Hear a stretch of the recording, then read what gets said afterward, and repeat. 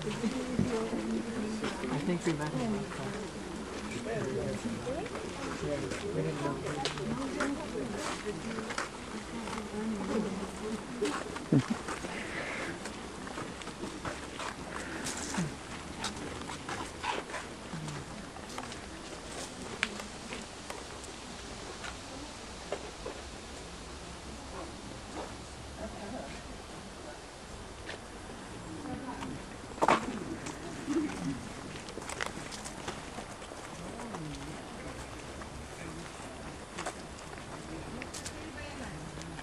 Interesting. All the graves, at least half of them are in Yiddish.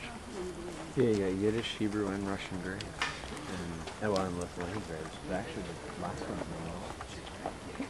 It's interesting. It's like how a lot of Jews in Ukraine or more Russian than they do in Ukraine. You know? Sure. So there's like the principal identification is Jewish, Mm-hmm. and then just the most useful neighboring language, Russian. You know.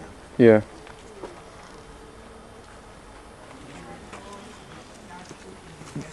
Recently, it's becoming tradition that Her characters, right?